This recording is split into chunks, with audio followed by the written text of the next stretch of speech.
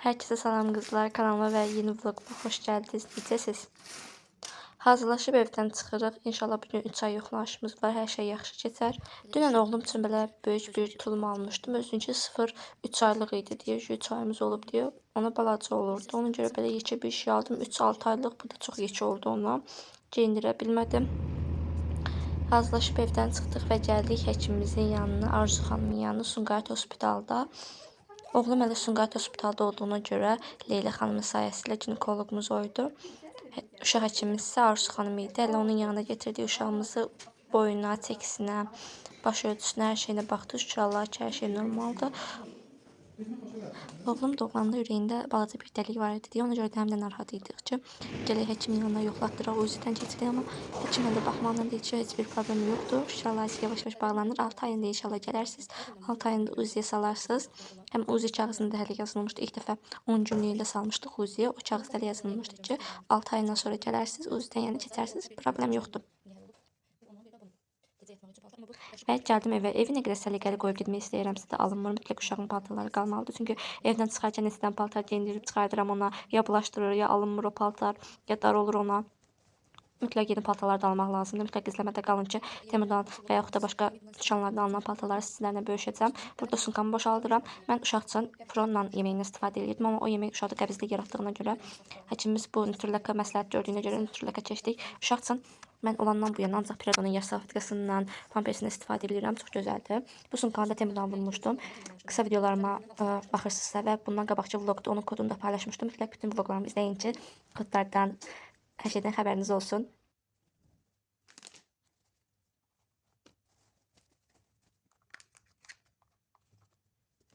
Aventin butulkasını çox tərifləyirdilər ki, çox qəşəngdir, amma bilmirəm nədənsə mənim xoşuma gəlmədi. Çünki butulkanı hava çıxan hissəsindən axıdırdı. Yeməyi qarışdırarkən, uşağa yemək verərkən axıtdırdı. Ona görə mənim çox xoşuma da gəlmədi. Burada uşağın paltarlarını yerləşdirirəm. Bu 3 dənə dəstinə Temudan vurmuşdum. Üçü bir yerdə, səhv eləmirəmsə 6 manat idi ya 8 manat idi. İndirimə düşmüşdü. Çox qəşəng materialları da var. Paltarlarını yerinə yerləşdirirəm. Bəzi hissələri keçirəm ki, çox da maraqsız olmasın sizlər üçün. Bu telefon tutağını da Temudan vurmuşdum, amma çox da bəyənmədim. Çünki telefonu qoyandan sonra aşır. Gərək çox qəşəng sabitləmək lazımdır onu. Zigzag formasında eləmək lazımdır ki, aşmasın. Burada uşağın altını dəyişdirirəm. O videonu da qısa sizlər üçün çəkmişəm. Mən uşağa nəmləndirici istifadə eləmirdim. Yəni, hər dəfəsində tez-tez yuyurdum, uşağa çimizdirirdim deyə mənə nəmləndirici vurmaq gərəksiz gəlirdi. Amma bugün həkim mütləq nəmləndirici vurmalı olduğumu da dediyinə görə Faberlic'in Umo seriyasından olan nəmləndiriciden istifadə edirəm. Yeni bir gündən sizi salamlayıram. Əslində mən bu vlogu dünən paylaşmalıydım. Montajını eləmişdim, amma içində səs qaydını eləməmişdim. Həm də gördüm ki, video çox qısa alındı. Dünən yəni çox qısa çəkmişdim. Ona görə dedim, sabah da yeni bir şeylər çəkərəm və vlogun arxasına əlavə eləyərəm. Burada axırki vaxt tapıb evləri yığışdırdım, yatağımızı yığışdırdım. Dünən yenə Temudan mallar vurdum. Mütləq izləmədə qalan, onları da paylaşacağam. Bu mətbəxin alt hissəsində bizdə işıq yoxdur. Bir dənə aspiratorun altında da o da çox işıq vermirdi. Vlogları çəkərkən, videoları çəkərkən qaranlıq düşürdü. Ona görə Temudan alt hissəyə vurulan işıqlardan aldım. Mütləq onları da çəkib sizinlə paylaşacağam. Bir gün mətbəxə əl vurmayanda, qablar yumayanda mətbəx nə hala düşür.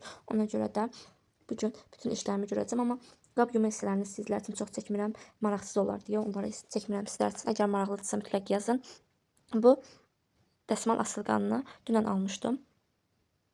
Onları da yerinə yerləşdirim, vurum yaxşı, səliqə ilə, amma düzdür, burada səliqə ilə vura bilmədim. Uşaq ağlayırdı deyə pis bazar getdim, amma gələndən sonra açıb düzəltdim onları da.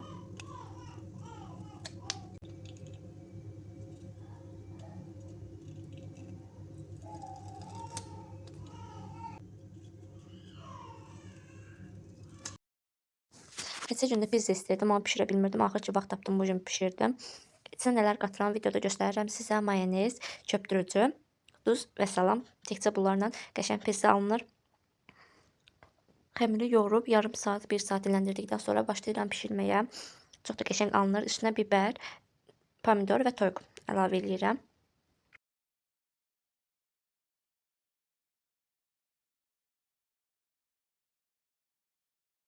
Qızlar, əgər səhifəmi bəyənirsinizsə, vloglarımı bəyənirsinizsə, mütləq abunə olun. Mən bu işdə yeniyəm.